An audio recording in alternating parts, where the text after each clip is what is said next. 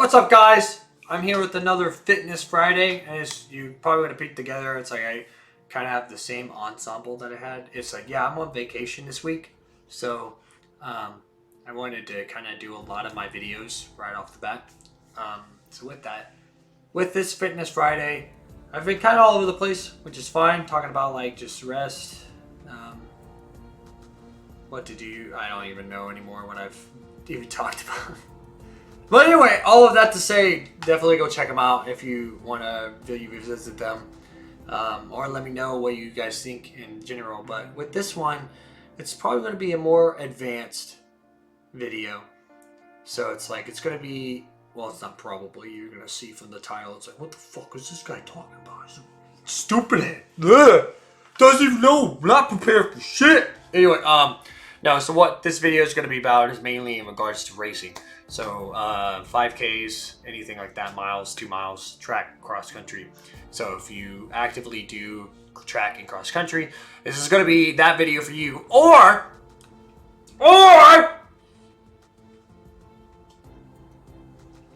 if you're wanting or interested in racing.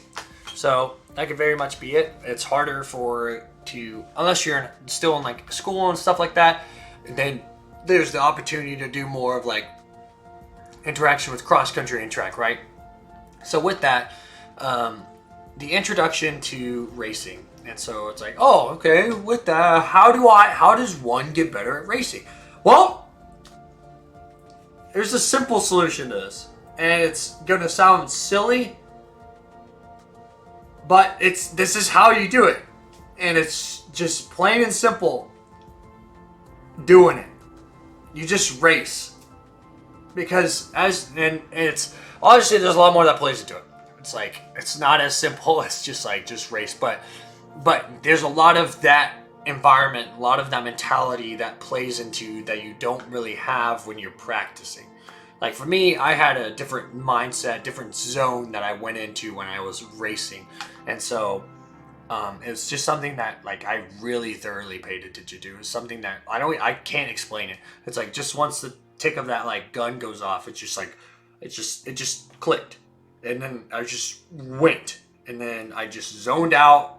Except obviously I was more like zoned in.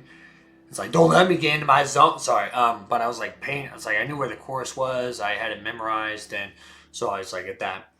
But if you're getting into racing, there's something you will always do, and it happens every single time when people race, especially on their first one. And so what normally happens when you go on your very first race is that you have all the adrenaline, all the intensity, all the pressure just there. And so you're just going to take the fuck off and just go zipping, zooming your way to the front. And then you're going to run like actually a pretty good mile. And then you're just going to gas 100%. And it happens so much. I can't tell you the amount of times I've seen that happen. I did it. First cross-country race. I did okay-ish. But I realized I probably shouldn't do that.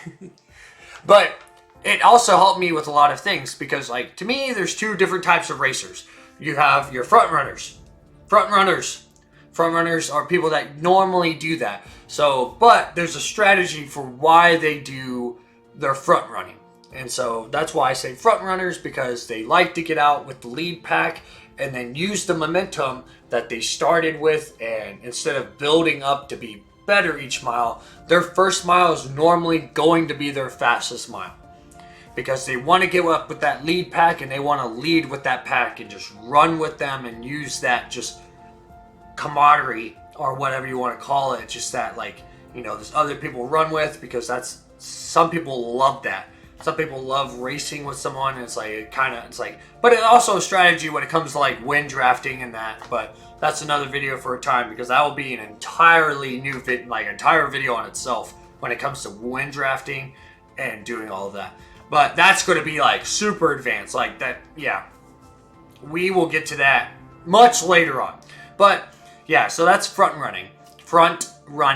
yeah, so it's like you get out with the lead pack and you normally just use that momentum that you created at the beginning. I was a front runner until I went to college and ran, and then it's really difficult to be a front runner with people that are faster than you. I was like, I can't run this fast. What do you mean? So, and then that goes to the other side of people, which are the people that aren't front runners, but they know how to pace. Or, yeah, so it's like they, what's a better word? Snowball, essentially, is what I want to call it. Because there are people that their first mile will be a good mile, but it won't be their fastest. I have two brothers that I ran with, and I was a front runner. One of my brothers was also a front runner, and this other brother was not. He was more of a snowball runner, what I want to call it. It's like just because his first mile was never his fastest one. His second or even his third, like especially for 5Ks, 10Ks, 5Ks. So especially for 5Ks, his last mile was usually his fastest one.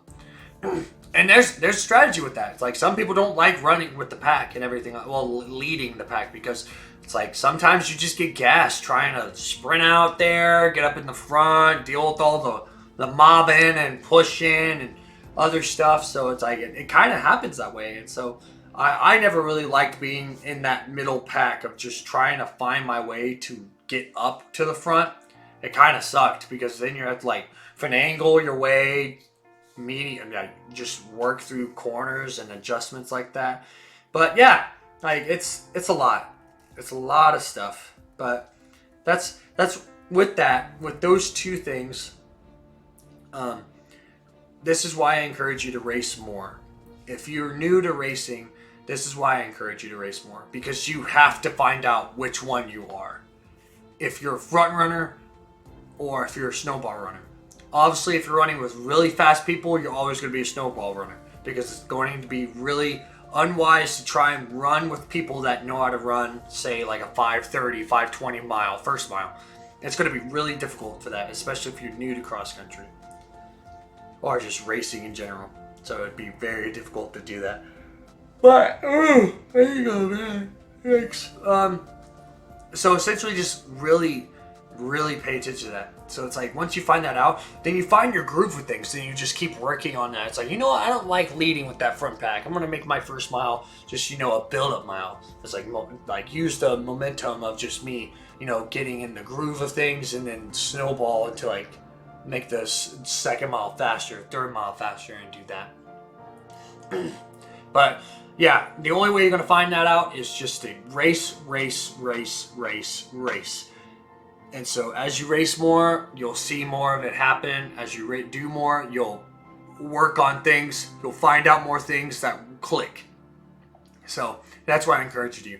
It's like never underestimate practice, but practicing racing will help you learn a significant margin that's just so nice. It's so nice to have a lot of that just, like clicks, like once you get everything connected together, and it just works so well in regards to racing. Because the one thing I always tell people, is that people always ask is how do you break 19 or get under 19 for a 5K or get under 18 for a 5K? It's like, really?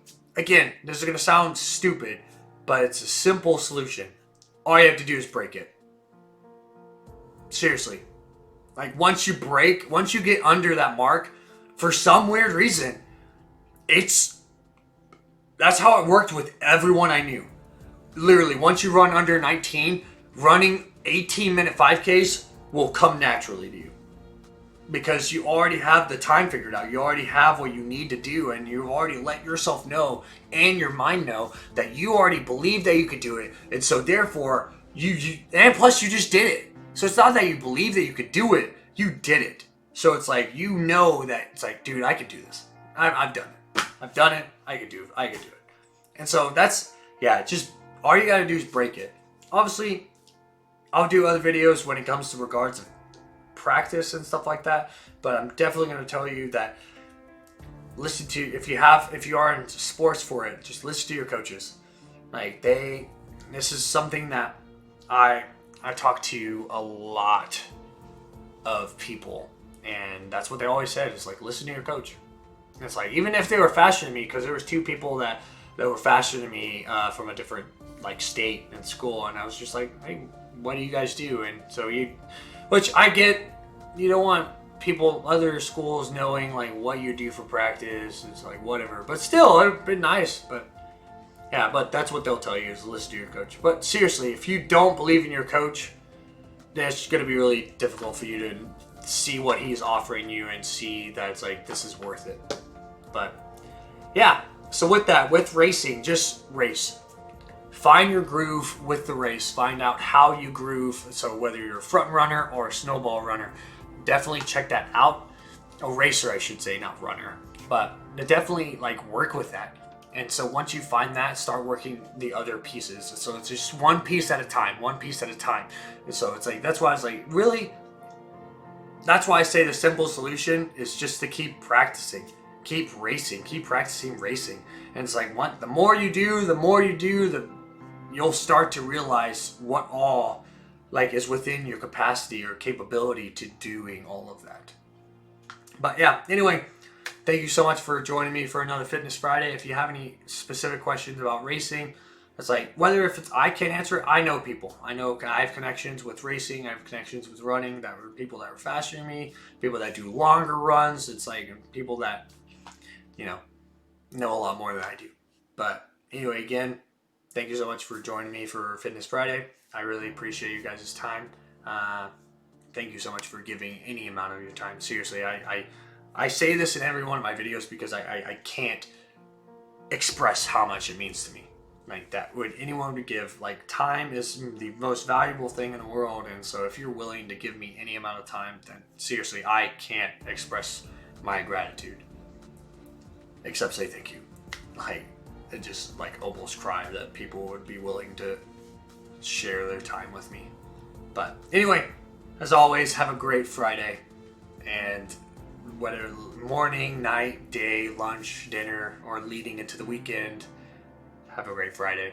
And as always, I'll see you guys in the next video. And just keep running, keep racing, keep pushing, keep being better each day and every day if it's something you want to do. Because running and racing is something that I wish I could do forever, but just breaking, man. Just breaking. But anyway, I'll see you guys in the next video. Peace. Have a great Friday! Bye-bye! Yeah, one hand clap! Yeah! I don't know what's happening, but yeah. Anyway, bye.